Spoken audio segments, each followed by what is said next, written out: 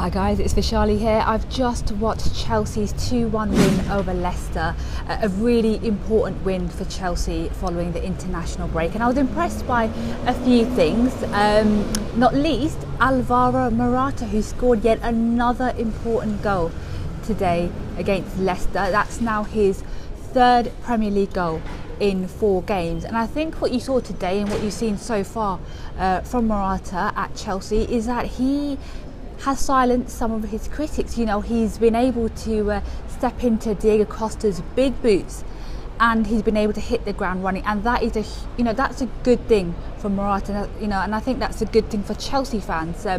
There were a few people who were a bit unsure about how Morata would do. Having to replace Diego Costa, which is no easy feat, but he's showing that he's got the quality to replace Costa adequately at Chelsea. I think his movement, his attitude, and the fact that he is scoring goals, that is all really, really positive news for Chelsea. Another thing I was really impressed about today was Bakayoko and Kante. Now, Bakayoko, he of course played against Spurs, and he looked a little bit rusty in that game, which was understandable. Now, today he started, and he's been handed the news that Danny Drinkwater signed for Chelsea, so he knows he's got competition for a place in Chelsea's midfield. But today you saw just why Chelsea signed him. He looks like such a strong presence in midfield. And I think he's going to form a really good partnership with Kante. And of course, Kante, he scored against his former side Leicester. He just put in another superb performance for Chelsea in the middle of the park, and he continues to show just why Chelsea wanted him after Leicester won the title.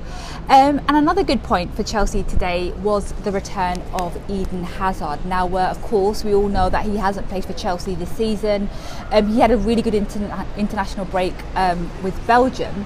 He came on as a substitute for Chelsea, and Courtois said that Hazard, Chelsea fans shouldn't expect Hazard to be back at his best immediately, and you saw that today. Of course, it's understandable. He's been off and out of action for so long, but his return is a huge boost for Chelsea, especially with the fact that they're playing in the Champions League next week, and they've got that huge game against Arsenal in a week's time. Now, as for me, after covering today's game, I am going to be at Chelsea's Champions League Media Day on Monday, then at the game on Tuesday, and then I'll be covering Chelsea's game with Arsenal, so stay tuned for more video blogs this week.